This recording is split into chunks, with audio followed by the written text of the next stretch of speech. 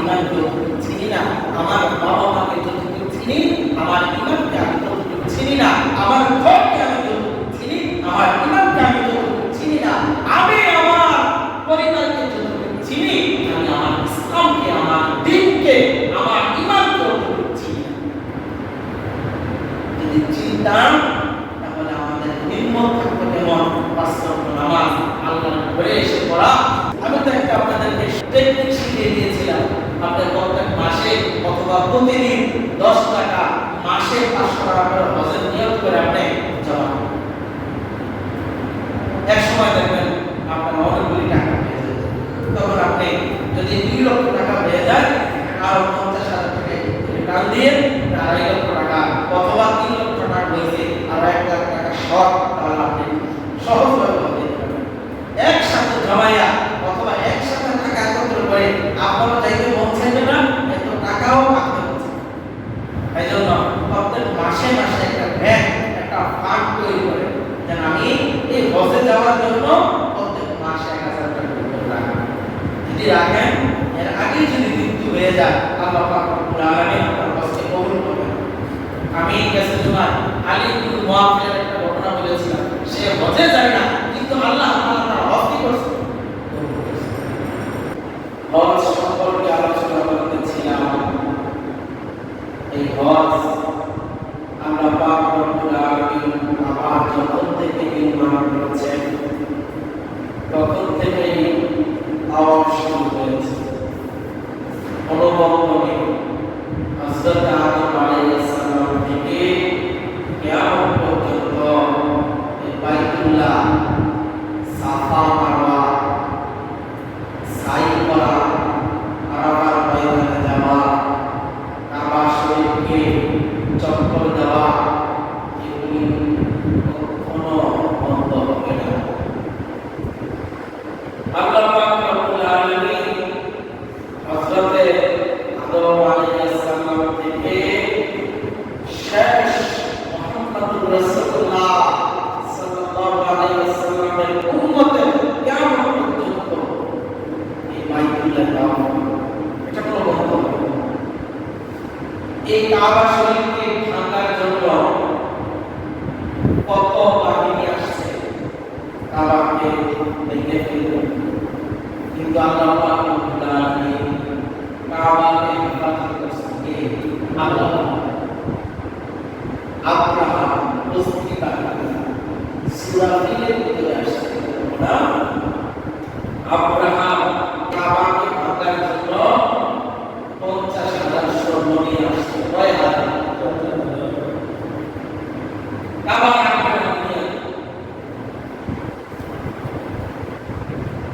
যখন কাবা ভাঙার জন্য বস্তি বাহিনী, আব্রাহাম বাহিনী কাবাতে আসছে, তখন তার মুখরণ ছিল আব্দুল মুত্তালিব, নবীজির দাদা আব্দুল মুত্তালিব। সবাই পেরেশান হয়ে গেল, কাবাতে বস্তি বাহিনী নিয়ে গেল। আব্দুল মুত্তালিবের কাছে যখন উনি আওয়াজ গেল, আব্দুল মুত্তালিব কাবাতে গেলেন। যাওয়ার পরে আব্রাহাম মনে করছে আব্দুল মুত্তালিব আমার কাছে নির্দেশ করবে যে আব্রাহাম তুমি আমার ঘরকে ভেঙো না। কিন্তু আব্দুল মুত্তালিব যখন বাইতুল্লাহ কাবার সামনে গেলেন, আব্রাহাম বললেন, মুত্তালিব তুমি কি এই ঘর হেফাজতের জন্য আমার কাছে থেকে প্রস্তাব করতে এসেছো? আব্দুল মুত্তালিব বলেন, না, ঘর না বানানোর জন্য আমি তোমার কাছে নির্দেশ নিয়ে আসি না, প্রস্তাব নিয়ে আসি না, আমি আসছি আমার পৌত্রিক জন্য।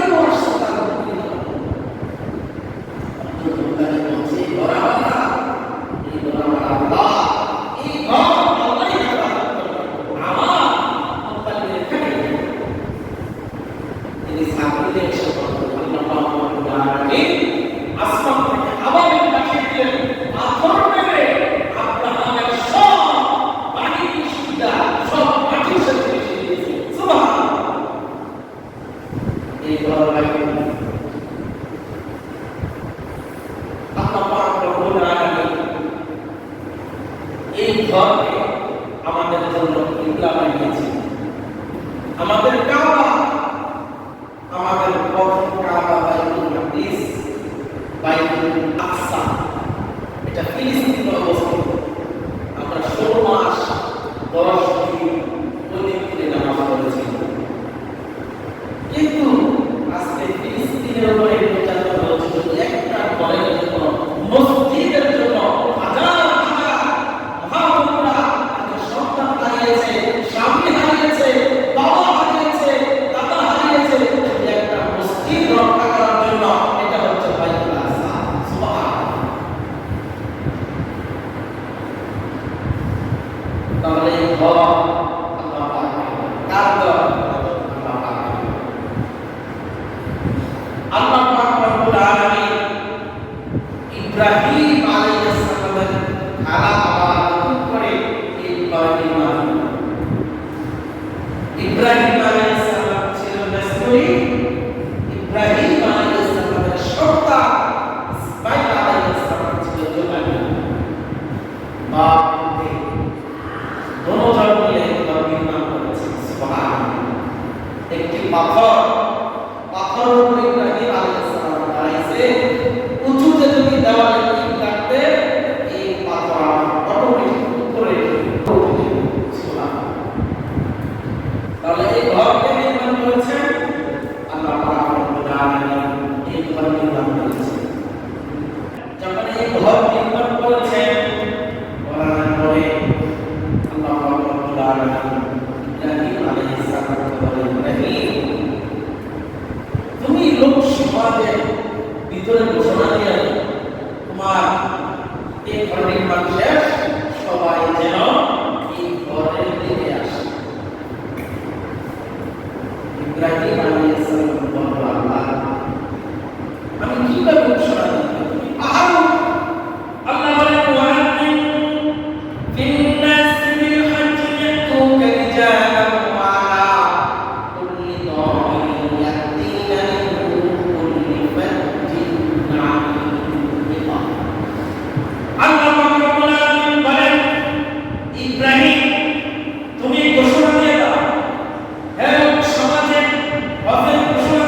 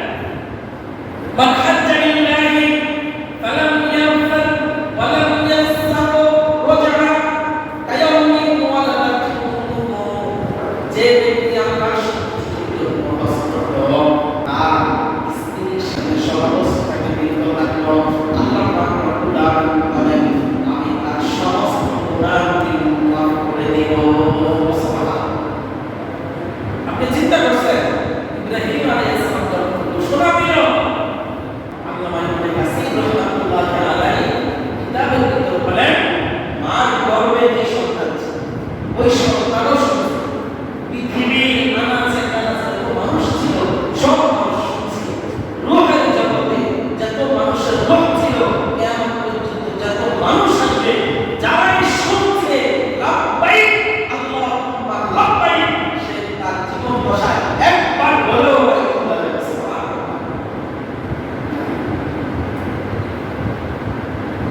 আল্লাহ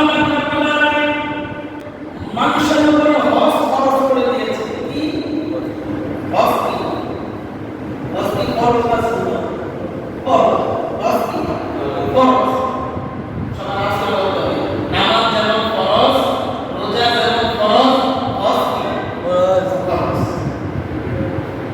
এখানে একটা মাসআলা আছে মাসআলা হচ্ছে এটা যাকাতের মাসআলা যখন আপনার কাছে টাকা থাকবে তখন যাকাত দেওয়া ফরজ যদি টাকা না থাকে তাহলে যাকাত দেওয়া আপনার জন্য ফরজ না কিন্তু হজের ব্যাপারটা হচ্ছে এমন আপনার কাছে যখন হজ করার সময় ছিল তখনকার সময় 50,000 টাকা দিয়ে হজে যাইতে হতো মানুষ অথবা 1 লক্ষ টাকা দিয়ে মানুষ হজে যাইতে পারতো ওই সময় যদি আপনার কাছে 1 লাখ টাকা ছিল হজে যান না এই হজের ফরজ আপনার উপর আছে এখন হজে যাইতে 5 লাখ টাকা লাগবে আপনার যখন 1 লক্ষ টাকা লাগতো তখন আপনার কাছে কি 1 লক্ষ টাকা ছিল আপনি হজে যান না কিন্তু ওই হজের খরচ কিন্তু আপনার উপর এখন আছে কিন্তু আপনার টাকা নাই কিন্তু হজ ফরজ হয়ে আছে সেই বিষয়টা নবী বলেন যে ব্যক্তি যার উপরে হজ ফরজ হইল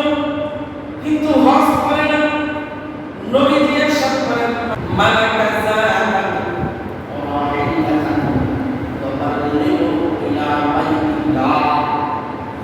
ولم يحج فلا عليه أن يموت يهوديا ولا نصرانيا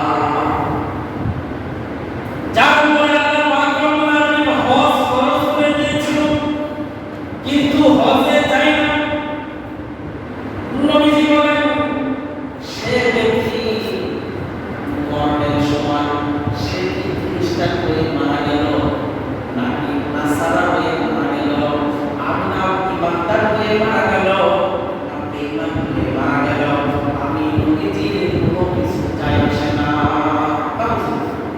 হজ ফরজ হয়ে যাবে কিন্তু হজ করেন না নবীজি বলেন ইহুদিয়া ওয়ালা নাসরানিয়া আপনি কি মৃত্যু চান ইহুদি বানাই গেছেন না নাসারা বানাই গেছেন আমি নবীজির কিছু চাই আসে হজ বৃদ্ধ বয়সে না হজে যেতে হবে যৌবন বয়সে হজে পরিশ্রমের কাজ হজে তাওয়াফ করতে হয় দৌড়াদৌড়ি করতে হয় সাফা মারোয়ারে যেতে হয় হজে গেলে অনেক জায়গা আছে যে জায়গায় আপনার দোয়া কবুল হওয়ার জায়গা কিছু জায়গা আছে আপনার নামাজ কবুল হওয়ার জায়গা কিছু জায়গা আছে রহমতের জায়গা যখন আল্লাহ পাক রব্বুল আলামিন হযরত আদম আলাইহিস সালামকে পাঠাইলেন আদম আলাইহিস সালামের কাছে দোয়া করলেন রব্বানা যালামনা আনফুসানা ওয়া ইল্লাম তাগফির লানা ওয়া তারহামনা লানাকুনান্না ফাসিকিন আল্লাহ আমি আমার নফসের উপর জুলুম করেছি আল্লাহ তুমি তোমার আমাকে ক্ষমা করো তোমার রহমত ছাড়া আমার আর উপায় নাই সুবহান আল্লাহ তাআলা আপনি আর আমার বান্দাকে দেন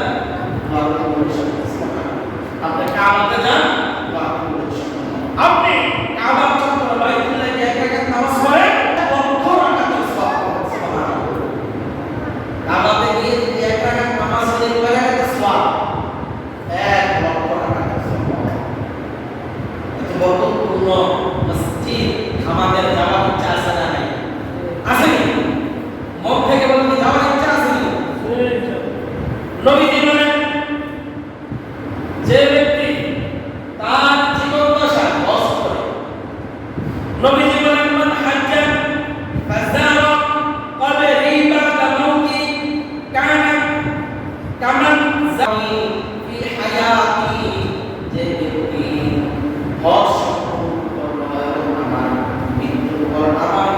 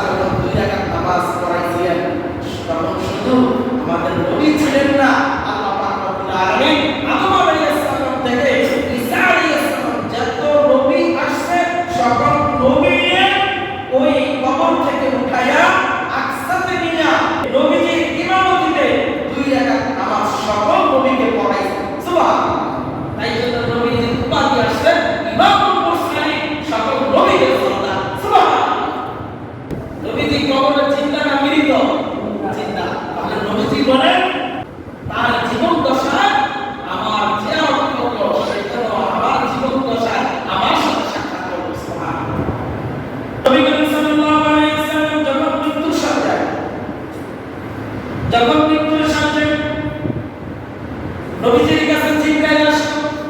নবীজি তার মেয়ের কথা, তার বিবির কথা, কারো কথা জিজ্ঞাসা করেন না। নবীজি বললেন, ইয়া উম্মতি জিবরাইল, আমি মারা যাওয়ার পরে আমার উম্মতের কি অবস্থা হবে? জিবরাইল বললেন, ইয়া রাসূলুল্লাহ, আপনার উম্মতরা এগুলো নিয়ে একবার দুবার পরে আপনার কবরে বসিয়ে দিব। নবীজি বললেন, জিবরাইল, তুমি কতদিন পর পর আমার উম্মতের তুমি আমার কবরে বসিয়ে দিবা? জিবরাইল বললেন, ইয়া রাসূলুল্লাহ, আমি বছরে একবার বসিয়ে দিব। নবীজি বললেন, না হবে না। জিবরাইল বললেন, ইয়া রাসূলুল্লাহ, আমি 6 মাসে একবার বসিয়ে দিব।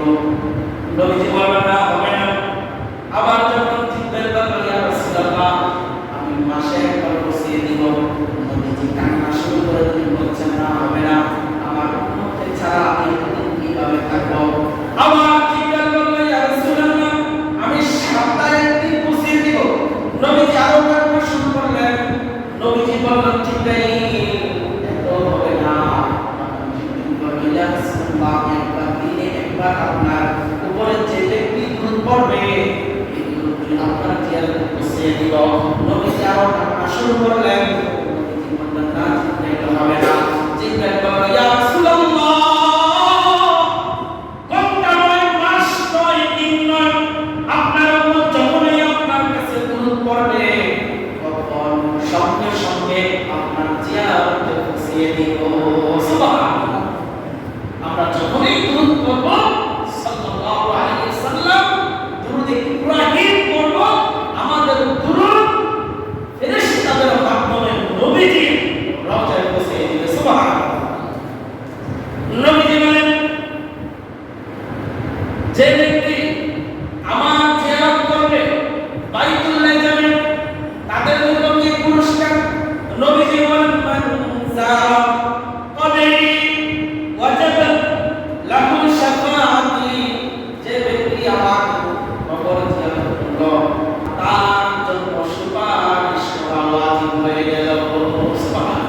যে ব্যক্তি নবীজি কবরকে জিয়ারত করবে, বাইতুল্লাহ যাবে, নবীজি বলেন তার উপরে আমার ওয়াজিব হয়ে যায় তার জন্য সুপারিশ করা। সুবহানাল্লাহ। নবীজি আমাদের জন্য কি করবেন? সুপারিশ করবেন। যদি আমরা বাইতুল্লাহ যেতে পারি, নবীজির কবর জিয়ারত করতে পারি, তাহলে আল্লাহ পাক রব্বুল আলামিন নবীজির মাধ্যমে নবীজি বলেন আমি তার জন্য সুপারিশ করা ওয়াজিব হয়ে যায়। সুবহানাল্লাহ। দরকার আছে? দরকার আছে? তাহলে যাওয়ার ইচ্ছা আছে না? নিয়ত রাখেন। কবুল করার মালিককে, কবুল করার মালিককে আল্লাহ। আপনি নিয়ত করেন, কিন্তু যার উপরে একবার খরচ হয়েছে, এখন সমর্থ নাই, কিন্তু আপনার এই খরচ হয়ে গেছে, আপনার ওই খরচ হয়ে গেছে, এখন আপনার ওই সময়ও নাই, ওই টাকাও নাই, আপনি আপনার ছেলে সন্তানদেরকে ওসিয়ত করে যাবেন, আমার উপরে হজ খরচ ছিল, কিন্তু বাবা আমি সংসারে কাজ করতে গিয়ে আমি হজ করতে পারি না, তুমি আমার হজটা করে ফেলো, বলতে হজ করো, অথবা আরেকজনকে দিয়ে করিয়ে দাও। বাবা আপনি টাকা নেবেন, বুঝছেন বিষয়? নবীজি বলেন, যে ব্যক্তি আমার কবর জিয়ারত করবে, মা বাইনা বাইতি ওয়া মিনবারি রাওদাতুন মিন রিয়াদিল জান্নাহ, মিনবারি আলা হাউদি, আমার ঘর আমার মিনবারের মধ্যবর্তী জায়গা, জায়গাটা হলো জান্নাতের বাগান, আর আমার মিনবার আমার হাউজে কাউসারের উপরে। সুবহানাল্লাহ। আমার মিনবারটা হচ্ছে আমার কবর যেটুকু, এটা হচ্ছে জান্নাতের জায়গা, আর আমার মিনবার যেটুকু এটা নিশ্চয়ই হচ্ছে হাউজে কাউসার। সুবহানাল্লাহ। বুঝছেন বিষয়টা? আর হাউজে কাউসারের পানিটা কেমন? যে ব্যক্তি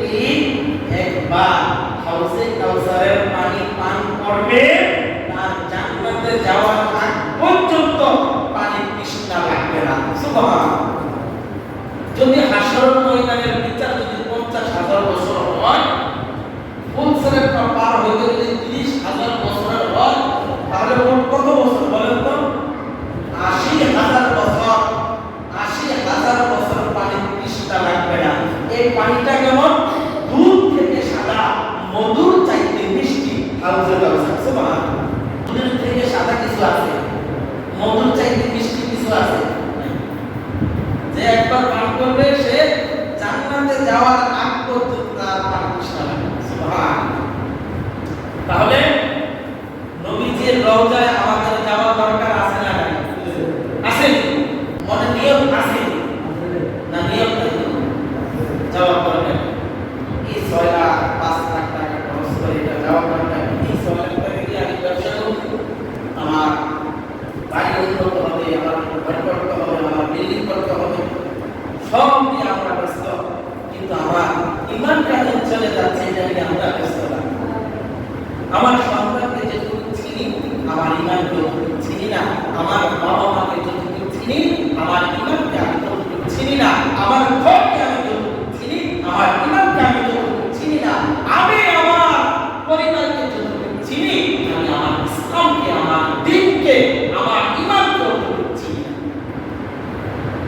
যদি চিন্তাম, তাহলে আমাদের হিম্মত থাকবে কেমন?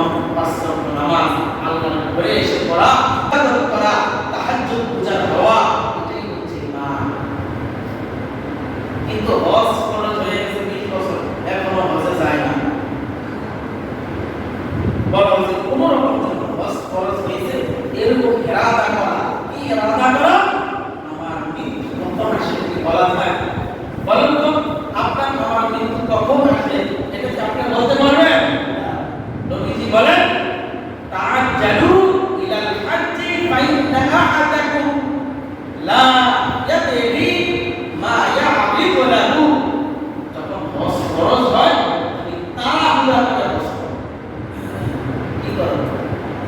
তাড়াহুড়া করে হজ করো। তোমার কখন কি হয় তুমি জানো না, জানে কে? হজ ফরজ হইলে লেট না করা, কি করা? তাড়াহুড়া করা। কখন হজে যাব, কখন হজে যাব, এই তাড়াহুড়া। তাহলে আমাদের তাড়াহুড়া যদি থাকে, আমি যদি নাও যেতে পারি, অথবা আমার হজের নিয়ত আছে, আমার সামর্থ্য নাই, আমি মারা গেছি, আল্লাহ তাআলা হজের সওয়াব দিয়ে দিবেন। কিন্তু হজের নিয়ত করছি। আমি তো একটা আপনাদেরকে টেকনিক শিখিয়ে দিয়েছিলাম। আপনার প্রত্যেক মাসে অথবা প্রতিদিন 10 টাকা, মাসে 500 টাকা করে হজের নিয়ত করে আপনি জমা করুন।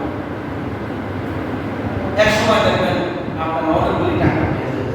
তখন আপনি যদি 2 লক্ষ টাকা পেয়ে যায়, আর 50,000 টাকা টান দিয়ে 2.5 লক্ষ টাকা অথবা 3 লক্ষ টাকা হয়েছে, আর 1 লাখ টাকা শর্ট, তাহলে আপনি সহজভাবে হতে পারবেন।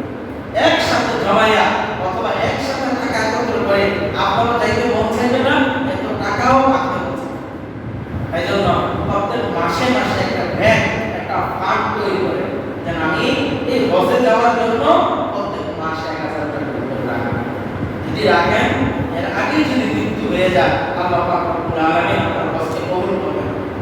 আমি গেছে তোমার আলী ইবনে মুআফির একটা ঘটনা বলেছিলাম। সে হজে যায় না, কিন্তু আল্লাহ তাআলা তার হজ কি করছে? তাই জন্য আমরা কি করবো ভাই? হজে যাব। মনে করছে আমি হজে না গেলে মানুষ কম হবে না। যদি দুনিয়াতে হোনা যায়, আল্লাহ পাক রব্বুল আলামিন তার ফেরেশতাদের মাধ্যমে এই বাইতুল্লাহ দাওয়াত করবেন। সুবহানাল্লাহ। এরকম কোনো সময় নাই, এরকম কোনো একটা সেকেন্ড নাই যে ওই জায়গাটার ভিতরে মানুষ নাই। সুবহানাল্লাহ।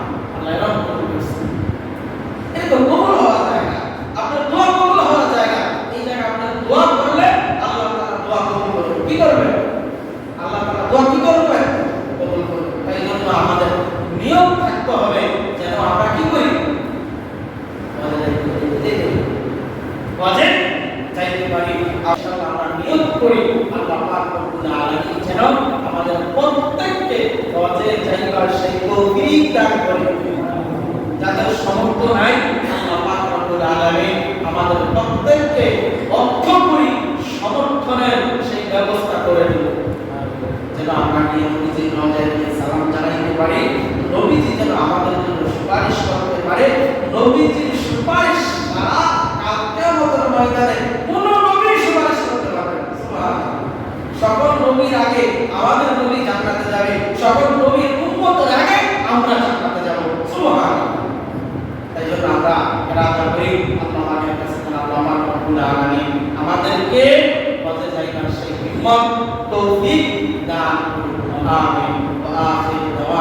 আলহামদুলিল্লাহি রাব্বিল আলামিন।